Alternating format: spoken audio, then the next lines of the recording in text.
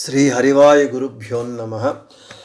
ಓಂ ವಂದೇ ವಿಷ್ಣುಂ ನಮಾಮಿ ಶ್ರಿಯಮಥ ಚ ಭುವಂ ಬ್ರಹ್ಮವಾಯೂ ಚ ವಂದೇ ಗಾಯತ್ರೀಂ ಭಾರತೀಂ ತಾಮಪಿ ಗರುಡಮನಂತಂ ಭಜೆ ರುದ್ರದೇವಂ ದೇವೀಂ ವಂದೇ ಸುಪರ್ಣೀಮಹಿಪತಿದಯಿತಾಂ ವಾರುಣೀಮಪ್ಯುಮಾಂ ತಾಂ ಇಂದ್ರಾದೀನ್ ಕಾಮಮುಖ್ಯಾನಪಿ ಸಕಲಸುರಾನ್ ತದ್ಗುರೂನ್ಮದ್ಗುರೂಂಶ್ಚ ಅಭ್ರಮಂ ಭಂಗರಹಿತಂ ಅಜಡಂ ವಿಮಲಂ ಸದಾ ಆನಂದತೀರ್ಥಮತುಲಂ ಭಜೆ ತಾಪತ್ರಯಾಪಹಂ. ಜಲಜ್ಯೇಷ್ಠನಿಭಾಕಾರಂ ಜಗದೀಶಪದಾಶ್ರಯಂ ಜಗತೀತಲವಿಖ್ಯಾತಂ ಜಗನ್ನಾಥಗುರುಂ ಭಜೆ. ಪೃಥ್ವೀಮಂಡಲಮಧ್ಯಸ್ಥಾಃ ಪೂರ್ಣಬೋಧಮತಾನುಗಾಃ ವೈಷ್ಣವಾಃ ವಿಷ್ಣುಹೃದಯಾಃ ತಾನ್ ನಮಸ್ಯೆ ಗುರೂನ್ಮಮ. ಆಪಾದಮೌಳಿಪರ್ಯಂತಂ ಗುರುಣಾಮಾಕೃತಿಂ ಸ್ಮರೇತ್ ತೇನ ವಿಘ್ನಾಃ ಪ್ರಣಶ್ಯಂತಿ ಸಿದ್ಧ್ಯಂತಿ ಚ ಮನೋರಥಾಃ. ಶ್ರೀ ವಿದ್ಯಾಸಾಗರ ಮಾಧವತೀರ್ಥ ಗುರುಭ್ಯೋ ನಮಃ. ಹರಿ ಓಂ. ಹರಿಕಥಾಮೃತಸಾರ ಗುರುಗಳ ಕರುಣದಿಂದ ಆಪನಿತು ಪೇಳುವೆ ಪರಮ ಭಗವದ್ಭಕ್ತರಿದನಾದರದಿ ಕೇಳುವುದು. ಶ್ರೀರಮಣಿಕರ ಕಮಲ ಪೂಜಿತ ಚಾರು ಚರಣ ಸರೋಜ ಬ್ರಹ್ಮ ಸಮೀರವಾಣಿ ಫಣೀಂದ್ರವೀಂದ್ರ ಭವೇಂದ್ರ ಮುಖ ವಿನುತ ನೀರಜ ಭವಾಂಡೋದಯ ಸ್ಥಿತಿ ಕಾರಣನೆ ಕೈವಲ್ಯದಾಯಕ ನಾರಸಿಂಹನೆ ನಮಿಪೆ ಕರುಣಿಪುದೆ ಮಗೆ ಮಂಗಳವ. హరికథామృత సారము పాఠమునందు వెనుకటి రోజున మంగళాచరణ సంధియందు వేదపీఠ విరించి భవ శక్రాది స్వర విజ్ఞానదాయక అనేటటువంటి వేదవ్యాసుల వారిని ప్రార్థించేటటువంటి పద్యము గురించి చెప్పటం జరిగింది. ఈరోజు 8వ పద్యంగా జగన్నాథదాసుల వారు జగద్గురువులైనటువంటి వాయుదేవుల అవతారమైనటువంటి మధ్వాచార్యుల వారిని ప్రార్థిస్తూ ఉన్నారు. గ్రంథ రచన నిర్విఘ్నంగా బాగుగా గ్రంథరచన జరిగేటట్లుగా. ಕ್ಷಿತಿಯೊಳಗೆ ಮಣಿಮಂತ ಮೊದಲಾದತಿ ದುರಾತ್ಮರು 120 ಕುಭಾಷ್ಯವರಚಿಸೆ ನಡುಮನೆಯೆಂಬ ಬ್ರಾಹ್ಮಣನ ಸತಿಯ ಜಠರದೊಳವತರಿಸಿ ಭಾರತೀ ರಮಣ ಮಧ್ವಾಭಿಧಾನದಿ ಚತುರದಶ ಲೋಕದಲ್ಲಿ ಮೆರೆದ ಪ್ರತಿಮಗೊಂದಿಸುವೆ. ಪದಚ್ಛೇದము. ಕ್ಷಿತಿಯೊಳಗೆ ಮಣಿಮಂತ ಮೊದಲಾದ ಅತಿ ದುರಾತ್ಮರು. మణిమంత మొదలాద అతి దురాత్మరు అని ఉన్నది. మణిమంత మొదలాದ ಅತಿ ದುರಾತ್ಮರು 120 ಕುಭಾಷ್ಯವ ರಚಿಸೆ ನಡುಮನೆ ಎಂಬ ಬ್ರಾಹ್ಮಣನ ಸತಿಯ ಜಠರದೊಳು ಭಾರತೀರಮಣ ಮಧ್ವಾಭಿಧಾನದಿ ಅವತರಿಸಿ ಚತುರದಶ ಲೋಕದಲ್ಲಿ ಮೆರೆದ ಅಪ್ರತಿಮಗೊಂದಿಸುವೆ. ಮೆರೆದ ಅಪ್ರತಿಮ ಒಂದಿಸುವೆ. మెరెద ప్రతిమగొందిసువే అని ఉన్నది. పదచ్ఛేదం చేసినప్పుడు మెరెద అప్రతిమ వందిసువే. ఇక ప్రతిపదార్థం. క్షితియొಳಗೆ అంటే ఈ భూమండలమునందు మణిమంత మొదలాద, మణిమంతుడే మొదలైనటువంటి అతి దురాత్మరు అంటే అతి దుష్టులు 120 ఒకటి ఎక్కువగా 20. 120 అనే పదానికి అర్థం ఏమిటి అని అంటే ఒకటి ఎక్కువగా 20 అనగా 1 + 20 21. కుభాష్యవ రచిసే చెడు వ్యాఖ్యానములను రచింపగా నడుమనే ఎంబ బ్రాహ్మణన మధ్యగేహభట్టు అనేటటువంటి బ్రాహ్మణుని సతియ భార్య యొక్క జఠరదొడు గర్భమున భారతీరమణ భారతీదేవి భర్త అయినటువంటి వాయుదేవుల వారు మధ్వాభిధానది మధ్వనామముతో మధ్వాచార్య నామముతో అవతరించి చతురదశ లోకదలి 14 లోకములందు మెరెద వెలుగొందినటువంటి అప్రతిమ సాటిలేనటువంటి వానికి వందిసువే వందనమును కావించెదను, వందనమును చేసెదను. ఇక తాత్పర్యము, మణివంతుడే మొదలైనటువంటి అతి దురాత్ములు దైత్యులు భూమి యందు అవతరించి 21 చెడు వ్యాఖ్యానములను వేదాది శాస్త్రములకు రచన కావించి జిజ్ఞాసువులను తప్పుదారి పట్టించారు. అటువంటి కాలములో మధ్యగేహభట్టు అనేటటువంటి బ్రాహ్మణుని పత్ని గర్భమున భారతీపతి అయినటువంటి వాయుదేవుల వారు మధ్వాచార్య నామధేయులై అవతరించి 14 లోకములందు జగద్గురువులుగా ప్రసిద్ధులై విరాజిల్లినటువంటి గురువర్యులకు వందనము ఆచరించెదను అని తాత్పర్యం. ఇక విశేష వివరణ చూద్దాం. క్షితియొಳಗೆ అంటే ఈ భూమండలమునందు భూమియందు మణిమంత మొదలాದ అతి దురాత్మరు 120 కుభాష్యవ రచిసే. అంటే మధ్వాచారులుగా జీవోత్తములైనటువంటి వాయుదేవుల వారు అవతరించినటువంటి కాలము సందర్భము ఇక్కడ చెప్పబడుతూ ఉన్నది. మణిమంతుడే మొదలైనటువంటి దురాత్ములు వేదాదులకు శాస్త్ర గ్రంథములకు కువ్యాఖ్యానములను రచించి దాని చేత సాత్వికులైనటువంటి జిజ్ఞాసువులు మార్గము తప్పుతూ ఉన్నప్పుడు తమ గురి అయినటువంటి ముక్తి పథాన్ని వీడి వేరే మార్గాన్ని అనుసరిస్తూ ఉన్నప్పుడు వాయుదేవుల వారు మధ్వాచారులుగా భగవంతుని ఆజ్ఞ మేరకు అవతరిస్తూ ఉన్నారు. అందుకే ప్రథమో హనుమన్నామ ద్వితీయో భీమయేవచ పూర్ణప్రజ్ఞస్తృతీయస్తు భగవత్ కార్యసాధక అని మధ్వాచార్యుల వారు మహాభారత తాత్పర్య నిర్ణయమునందు చెబుతూ ఉన్నారు.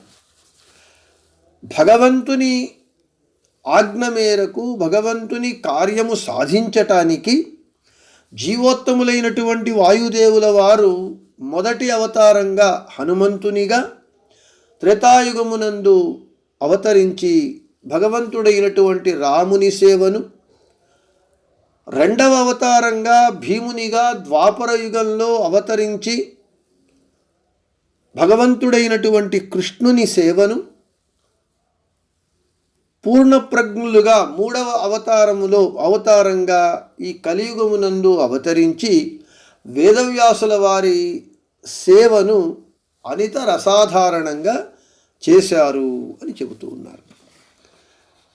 ఇక మనకు ఈ భూమండలమునందు మణిమంతుడే మొదలైనటువంటి దురాత్ములు జన్మించి దుర్భాష్యములను రచించారు. దానినే 120 కుభాష్యవ రచిసే అని చెబుతూ ఉన్నారు. సుమధ్వ విజయ భావ ప్రకాశిక ఎందు ఆ 21 కుమతములు ఏవి అనేటటువంటి విషయాన్ని మనకు చెబుతూ ఉన్నారు. భారతీ విజయ సంవిధానంద బ్రహ్మఘోష శతానంద ఉద్వర్త విజయ రుద్రభట్ట వామన యాదవ ప్రకాశ రామానుజ భర్తృప్రపంచ ద్రవిడ బ్రహ్మదత్త భాస్కర పిశాచ వృత్తికార విజయభట్ట విష్ణుక్రాంత వాదీంద్ర మాధవదాస శంకరకృతాన్యేకవింశతి కుభాష్యాణి అని చెబుతూ ఉన్నారు. అంటే ఆ 21 కుభాష్యములను కుమతములను భారతీ విజయము, సంవిధానందము, బ్రహ్మఘోష, శతానందము, ఉద్ధృతము, విజయము, రుద్రభట్టీయము, వామనీయము, యాదవ ప్రకాశము, మాధవదాసీయము, ప్రపంచము, ద్రావిడము, బ్రహ్మదత్తీయము, భాస్కరీయము, పిశాచీయము, వృత్తిప్రకాశము, విజయభట్టీయము, విష్ణుక్రాంతీయము, వాదీంద్రియము, శాంకరీయము, రామానుజీయము. ఈ విధంగా 21 కుభాష్యవ రచిసే అప్పుడు రచించిన సమయంలో. అంతేకాకుండా ఇక 5 మతములను కూడా ఖండించారు మధ్వాచార్యుల వారు అని చెబుతూ ఉన్నారు. చార్వాకము, బౌద్ధము, తార్కికము, కణాదము, కపిలము. ఈ విధంగా ఈ సమయమునందు మధ్వాచార్యుల వారు నడుమನೆಯೆಂಬ బ్రాహ్మణన సతియ జఠరొదళవతరిసి అని చెబుతూ ఉన్నారు. ఈ సమయంలో నడుమనే అని చెప్తూ ఉన్నారు. మనకు మధ్వాచార్యుల వారి తల్లిదండ్రుల యొక్క పేరు స్పష్టంగా సుమధ్వ విజయము మొదలైనటువంటి కృతులందు చెప్పబడలేదు. మధ్యగేహ అనేటటువంటి వారి కుల నామము మాత్రమే చెప్పబడింది. దానిని అనుసరించి జగన్నాథదాసుల వారు నడుమనే మధ్యగేహ అని అంటే మధ్య అంటే మధ్య, గేహ అంటే ఇల్లు. కన్నడంలో మధ్య అంటే నడుము, మనే అంటే గేహ అంటే మని. నడుమనే అనేటటువంటి దానిని నడుమనెయంబ అని చెబుతూ ఉన్నారు. అయం వావ శిశు మధ్యమ ప్రాణ అనేటటువంటి వాక్యము ప్రకారము మధ్యమ ప్రాణులైనటువంటి వాయుదేవుల వారు మధ్వాచార్యుల వారిగా అవతరించారు. అంతేకాకుండా మధ్యమ నామకముతో వాయుదేవుల వారిని పుత్రత్వేన పొందాలి అనేటటువంటి కోరికతో వారికి మధ్యగేహ అంటే మధ్యగే ఈహ యస్య సహ, ఈ మధ్యగేహ అనేటటువంటి నామము వారికి సార్థకమైనది అని మనము చెప్పవచ్చు అని చెబుతూ ఉన్నారు. ఇంకా మనకు ఒక ప్రతీతి ఉంటూ ఉన్నది గ్రంథాంతరమునందు, వేరే గ్రంథములందు. పూర్వజన్మమునందు ఈ మధ్యగేహ భట్టు అనేటటువంటి వారే పాండురాజుగా ఉండినారని, భరద్వాజ ముని అని కూడా గ్రంథాంతరములందు ప్రతీతి ఉంటూ ఉన్నది అని చెబుతూ ఉన్నారు. ఇక నడుమನೆಯೆಂಬ బ్రాహ్మణన సతియ జఠరదొళవతరిసి అన్నారు. అంటే ఆ బ్రాహ్మణుని యొక్క పత్ని గర్భమునందు అవతరించారు అని చెబుతూ ఉన్నారు. ఇక్కడ జన్మించారు అని కాకుండా గర్భదొళగే అవతరిసి, సతియ జఠరదొళ అవతరిసి అని, ఆ అవతరిసి అంటే అవతరించారు అనేటటువంటి పదప్రయోగం చేస్తూ ఉన్నారు జగన్నాథదాసుల వారు. జగన్నాథదాసుల వారి యొక్క ప్రతి ఒక్క పదము హరికథామృత సారము గ్రంథమునందు అత్యంత మర్మార్థ గర్భితంగా ఉంటూ ఉన్నది, శాస్త్రార్థ గర్భితంగా ఉంటూ ఉన్నది. ఇక్కడ అవతరించి అని చెప్పటం చేత మధ్వాచార్యుల వారు అవతరించినప్పుడు వారికి శోకాది దుఃఖములు లేవు, శుక్ల శోణిత సంబంధమైనటువంటి గర్భవాసాది దుఃఖములు లేవు అనేటటువంటి విషయాన్ని ఇక్కడ మనకు తెలియజేస్తూ ఉన్నారు. ఎలా మధ్వాచార్యుల వారు అవతరించారు అని చెబుతూ ఉన్నారు ఇక్కడ మనకు. అదే విషయాన్నే మనకు సుమధ్వ విజయ కావ్యంలో ఈ విధంగా చెప్పబడుతూ ఉన్నది. రాజీవ సత్పురవరం భువనాధిరాజో నిష్కాసయన్ పరమసౌ భగవాన్ వివేశ అని. అంటే ఆ బ్రాహ్మణుని పత్ని ప్రసవించే సమయములో వాయుదేవుల వారు ఒక అంశముతో అవతరించి ఆ శిశువు దేహమునందున్నటువంటి జీవుని బయటకు పారద్రోలి తాము ప్రవేశించి అవతరించినారు అని సుమధ్వవిజయంలో చెప్పబడుతూ ఉన్నది. అంటే ఇక్కడ వాయుదేవుల వారు అవతారమైనటువంటి మధ్వాచారుల వారికి శుక్లశోణిత సంబంధమైనటువంటి గర్భవాసాది దుఃఖములు అనేటటువంటి దోషము లేదు అని సూచించటానికే జగన్నాథదాసుల వారు సతియొళ అవతరిసి అంటే భార్య యందు అవతరించి అని చెప్పకుండా సతియ జఠరదొళవతరిసి ఆ బ్రాహ్మణుని భార్య యొక్క గర్భమునందు అవతరించి అని పదప్రయోగాన్ని చేస్తూ ఉన్నారు. ఎలాగయ్యా వాయుదేవుల వారు మధ్వాచారులుగా అవతరించారు అని అంటే సుమధ్వ విజయము ఈ విధంగా చెబుతూ ఉన్నది. వాయుదేవుల వారు ఎలా అతనిని ఆ శిశువు దేహములో ఉన్నటువంటి జీవుని బయట పారద్రోలి ఆ శిశువు దేహమునందు ప్రవేశించారు అని అంటే ఒక రాజు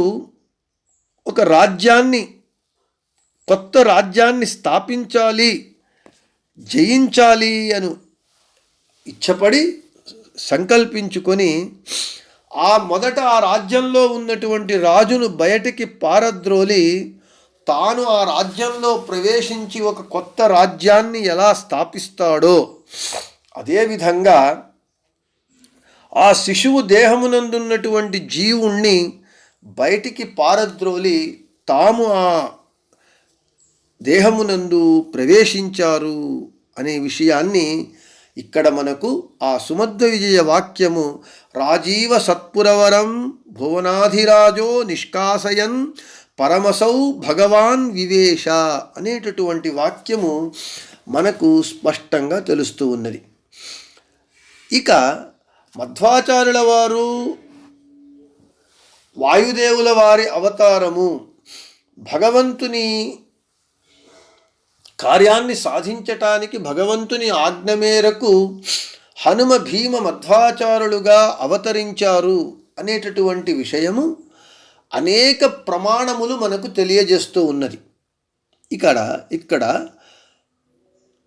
భారతీరమణ అంటే భారతీదేవి యొక్క పతి అయినటువంటి వాయుదేవుల వారు మధ్వాభిధానది అని చెబుతూ ఉన్నారు. ఈ భారతీరమణ అనేటటువంటి పద ప్రయోగం చేయటం చేత మధ్వాచారులుగా అవతరించినటువంటి వాయుదేవుల వారు శ్రీ ముఖ్యప్రాణులే వారు కాక అహంకారిక ప్రాణులు మరియు లేదా ప్రవహ వాయువు అనేటటువంటి వారు కాదు, ముఖ్య ప్రాణుల వారే మధ్వాచారులుగా అవతరించినారు అనేటటువంటి ఆ విషయాన్ని తెలియజేయటానికి జగన్నాథదాసుల వారు భారతీరమణ మధ్వాభిధానది భారతీరమణ అనేటటువంటి పదప్రయోగం చేశారు ఇక్కడ జగన్నాథదాసుల వారు. ఇక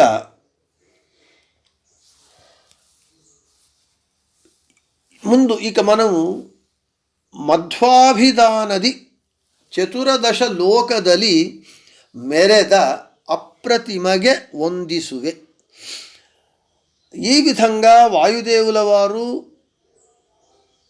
ನಡುಮನೆ ಎಂಬ ಬ್ರಾಹ್ಮಣನ ಸತಿಯ ಜಠರದೊಳವತರಿಸಿ భారతీరమణులైనటువంటి వాయుదేవుల వారు మధ్వాచారులుగా ఇక్కడ మధ్వాభిధానది ఈ మధ్వ అనేటటువంటి పేరు వేదోక్తమైనటువంటిది, అంటే వేదములో చెప్పబడినటువంటిది. మధ్వాచారులు మధ్వ అనేటటువంటి శబ్దము. ఇంకా అంతేకాకుండా కూర్మ పురాణంలో కూడా చెప్పబడినటువంటిది, అంతేకాకుండా బ్రహ్మాండ పురాణంలో చెప్పబడినటువంటిది, స్కాంద పురాణమునందు చెప్పబడినటువంటిది, బళిత్థా సూక్తము వేదం యదీమును ప్రదివో మధ్వ ఆధవే గుహాసంతం మాతరిష్వా మథాయతి. వాయుదేవుల 3వ అవతారమైనటువంటి మధ్వనామ యతీశ్వరులు హృదయ గుహలోని భగవంతుని సర్వస్వామిగా నిరూపించుటయందు శాస్త్ర మథనమును చేస్తారు అనేటటువంటిది బళిత్థా సూక్తము మనకు స్పష్టంగా తెలియజేస్తూ ఉన్నది. ఇక మధ్వ శబ్దము, మధ్వ అనేటటువంటి శబ్దము యొక్క అర్థం ఏమిటి అని అంటే బళిత్థా సూక్తము చెబుతూ ఉన్నది. మధ్విత్యానంద ఉద్దిష్టో వహ్ ఇది తీర్థముదాహృతం మధ్వ ఆనందతీర్థ స్యాత్ తృతీయా మారుతీతను. మధు మధ్వ అనేటటువంటి శబ్దంలో మధు ప్లస్ వ, మధు అంటే ఆనందము అని అర్థం. వహ మధ్వ, మధ్వ శబ్దంలో మధు అని అంటే ఆనందము, వహ అంటే తీర్థము, అంటే మధ్వ అనగా ఆనంద తీర్థులు అని అర్థం. ఈ ఆనంద తీర్థులే వాయుదేవుల వారి తృతీయావతారము. మనము మొదట చెప్పుకున్నట్లుగా ప్రథమో హనుమన్నామ ద్వితీయో భీమయేవచ పూర్ణప్రజ్ఞస్తృతీయస్తు భగవత్ కార్యసాధక. అంతేకాకుండా ఋగ్వేదము చెబుతూ ఉన్నది తృతీయమస్య వృషభస్య దోషసే దశప్రమతిం జనయంత యోషణ అని చెబుతూ ఉన్నారు. ఇక మనకు మధ్వాచార్యుల వారు ఇంకా మనకు పురాణ ప్రమాణములు చతుస్సహస్రే త్రిశతే ఆజ్ఞప్తో భగవతా కలౌ వాయుర్భవిష్యతి మధ్వనామా యతిరసౌ సచ్ఛాస్త్రాణి కరిష్యతి అని కూర్మ పురాణం చెబుతూ ఉన్నది. కలియుగంలో 4300 సంవత్సరములు గతించిన తరువాత భగవంతుని చేత ఆజ్ఞాపించబడి వాయుదేవుల వారు మధ్వనామ యతివరేణ్యులుగా అవతరించి సచ్ఛాస్త్రములను రచిస్తారు అని ఈ ప్రమాణం యొక్క అర్థం. ఇక బ్రహ్మాండ పురాణం యతిరూపో మాతరిష్వ అష్టావింశతిమే కలౌ అవతీర్య వసత్యత్ర మధ్వనామా యతీశ్వర. 28వ కలియుగంలో వాయుదేవుల వారు మధ్వనామ యతీశ్వరులై అవతరించి ఇక్కడ నివసిస్తారు అని ఆ ప్రమాణం యొక్క అర్థం. ఇక స్కాంద పురాణం యొక్క వాక్యము వాయుస్తు యతిరూపేణ జనిష్యతి కలౌ యుగే దశప్రమతిర్భూత్వా కలౌ ధర్మాన్ వదిష్యతి. అంటే వాయుదేవుల వారు కలియుగంలో అవతరించి జనించి దశప్రమతి నామధేయులై ధర్మములను ప్రవచనం చేస్తారు అని చెబుతూ ఉన్నారు.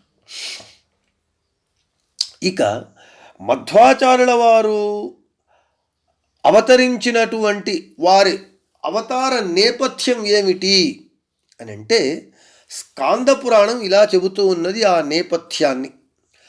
కలౌ పాషండభూయిష్టే ధర్మలేశ వివర్జితే వైవస్వతే అంతరే ప్రాప్తేతు అష్టావింశే యుగే త్రైపురా భారత యుద్ధే నిహత రాక్షసా భువి యదా ప్రవర్తయిష్యంతి మార్గం పాషండగోచరం తదా సంప్రార్థితో దేవైః భగవాన్ హరిరీశ్వరః తత్కర్మదక్షం వినుతం మాతరిష్వం సమాదిశత్ వాయుః స యతిరూపేణ భవిష్యతి కలౌ యుగే దశప్రమతిర్భూత్వా కలౌ ధర్మాన్ వదిష్యతి. ఈ ప్రమాణం యొక్క అర్థం ఏమిటి? స్కంద పురాణంలో ఉన్నటువంటి ఈ ప్రమాణ వాక్యం యొక్క అర్థం ఈ విధంగా ఉంటూ ఉన్నది. ధర్మము కించిత్తైనా లేని పాషండ మత భూయిష్టమైనటువంటి వైవస్వత మన్వంతరమునందున్నటువంటి 28వ కలియుగంలో భారత యుద్ధంలో చంపబడినటువంటి త్రిపురాసురులు భూమి యందు అవతరించి జనించి పాషండ మతములను ప్రవర్తింపజేస్తూ ఉంటారు. ఆ సమయంలో దానిని నిర్మూలించటానికి సామర్థ్యము కలిగినటువంటి వినీతులైనటువంటి వాయుదేవుల వారిని శ్రీహరి ఆజ్ఞాపించినప్పుడు ఆ వాయుదేవుల వారు దశప్రమతి అంటే పూర్ణ ప్రజ్ఞ, మధ్వ ఈ నామములతో యతి రూపంలో అవతరించి కలియుగమునందు ధర్మములను బోధించెదరు అని స్కాంద పురాణము మధ్వాచార్యుల వారి యొక్క అవతార నేపథ్యాన్ని మనకు తెలియజేస్తూ ఉన్నది. ఇక ಸತಿಯ ಜಠರದೊಳ ಅವತರಿಸಿ ಭಾರತೀರಮಣ ಮಧ್ವಾಭಿಧಾನದಿ ಚತುರದಶ ಲೋಕದಲ್ಲಿ ಮೆರೆದ అప్రతిమగే వందిసువే అని చెబుతూ ఉన్నారు. ఇక్కడ మెరెద అంటే ఈ మెరెద అంటే బాగుగా విరాజిల్లినటువంటి అనేటటువంటి అర్థం మెరెద అనేటటువంటి పదానికి. ఈ పదము ప్రయోగించటం చేత గురువులు అంటే మధ్వాచార్యుల వారు సన్యాసాశ్రమము స్వీకరించేటప్పుడు పట్టాభిషేకం వారికి జరిగేటప్పుడు పెట్టినటువంటి పేరు కాకుండా వేదములు బాగా తెలిసినటువంటి జ్ఞానులు తెలిసినటువంటి పేరు అనేటటువంటి దానిని సూచిస్తూ ఉన్నారు. అంటే మధ్వాభిధానది మెరెద. ఇక్కడ మధ్వాచార్యుల వారు అనేటటువంటి పేరుతో విరాజిల్లినారు అనేటటువంటి దానిని చతురదశ లోకదలి అంటే మధ్వనామముతో 14 లోకములందు ఇచ్చారు. ఇదే విషయము మనకు వారు విరాజిల్లినటువంటి విధము ఆ క్రమాన్ని రీతిని వాయుస్థుతి మనకు ఇలా చెబుతూ ఉన్నది. పీఠే రత్నోపకృప్తే రుచిర రుచిమణి జ్యోతిషా సన్నిషణ్ణం బ్రహ్మాణం భావినం త్వాం జ్వలతి నిజపదే వైదికాద్యాహి విద్యాః సేవంతే మూర్తిమత్యః సుచరితచరితం భాతి గంధర్వగీతం ప్రత్యేకం దేవ సంసత్స్వపి తవ భగవాన్ నర్తితోద్యవధూషు అని. అంటే మధ్వాచార్యుల వారు 14 లోకములందు విరాజిల్లినారు. ఆ మధ్వాచార్యుల వారు విరాజిల్లినటువంటి క్రమాన్ని మనకు వాయుస్థుతిలో ఉన్నటువంటి ఈ పీఠే రత్నోపకృప్తే అనేటటువంటి శ్లోకము వివరిస్తూ ఉన్నది. ఇక 14 లోకములు 14 లోకములు అంటే పైన 7 లోకములు కింది 7 లోకములు. ఆ పై 7 లోకములు భూలోకము, భువర్లోకము, స్వర్లోకము, మహర్లోకము, జనోలోకము, తపోలోకము, సత్యలోకము. కింద 7 లోకాలు అతలలోకము, వితలలోకము, సుతలలోకము, తలాతలలోకము, రసాతలలోకము, మహాతలలోకము, పాతాళలోకము. అంటే మధ్వాచార్యుల వారు మనకు అదే వాయుస్థుతి త్రైలోక్యాచార్యాః అని చెబుతున్నది. శ్రీమద్విష్ణంగ్రనిష్ఠాతి గుణగురుతమ అనేటటువంటి శ్లోకంలో త్రైలోక్యాచార్యాః అని చెబుతూ ఉన్నారు. త్రైలోక్యాచార్య పాదోజ్వల జలజల సత్పాంసవోస్మాన్ పునంతు. ఈ విధంగా త్రైలోక్యములు అని చెబుతూ ఉపలక్షణతయా 14 లోకములను మనము గ్రహిస్తూ ఈ 14 లోకములందు అప్రతిములుగా అంటే సాటి లేనటువంటి వారిగా విరాజిల్లినటువంటి వారు మధ్వాచార్యుల వారు అని చెబుతూ ఉన్నారు. సుమధ్వవిజయంలో మధ్వాచార్యుల వారిని అనేక మారులు భువన గురువులు, విశ్వగురువు అని మధ్వాచార్యుల వారిని ఆ సుమధ్వవిజయం తెలుపుతున్నది. వక్ష్యామి వాయోరవతార లీలాం అని చెబుతూ అక్కడ విశ్వగురువు అనేటటువంటి పదాన్ని మనకు తెలియజేస్తూ ఉన్నది. అంటే విశ్వగురువులైనటువంటి 14 లోకములకు గురువులైనటువంటి 14 లోకములందు విరాజిల్లినటువంటి అప్రతిములైనటువంటి సాటి లేనటువంటి వారు, మధ్వాచార్యులకు సాటి లేనటువంటి వారు అప్రతిమ అనేటటువంటి శబ్దానికి. అటువంటి అప్రతిములైనటువంటి 14 లోకములందు విరాజిల్లినటువంటి చతుర్దశ లోకದಲ್ಲಿ ಮೆರೆದ అప్రతిమగే అటువంటి మధ్వాచార్యుల వారికి నేను నమస్కరిస్తాను, నేను వారికి వందనమును చేస్తాను అని చెప్పటం చేత వారి యొక్క మధ్వాచార్యుల వారి యొక్క అనుగ్రహాన్ని ప్రార్థిస్తూ ఉన్నారు. ఈ గ్రంథము నిర్విఘ్నంగా పరిసమాప్తి కావటానికి అని చెబుతూ ఈ విధంగా జీవోత్తములైనటువంటి వాయుదేవుల అవతారమైనటువంటి మధ్వాచార్యుల వారి యొక్క వాయుదేవుల వారి 3వ అవతారము మధ్వాచార్యులది. అటువంటి మధ్వాచార్యుల వారిని, జగద్గురువులైనటువంటి మధ్వాచార్యుల వారిని విశేషముగా ప్రార్థించి వారి యొక్క అనుగ్రహాన్ని జగన్నాథదాసుల వారు కోరుతూ ఉన్నారు.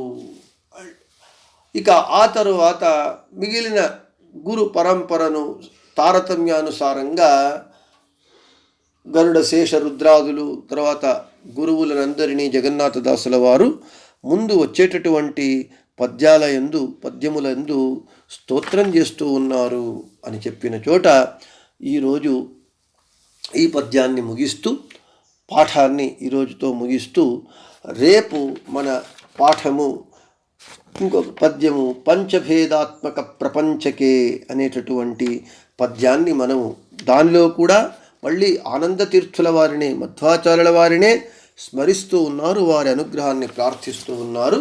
ఆ పద్యాన్ని రేపటి మన పాఠమునందు చెప్పుకుందామని చెబుతూ శ్రీకృష్ణార్పణమస్తు, మధ్యేశార్పణమస్తు, అందరికీ శుభమస్తు.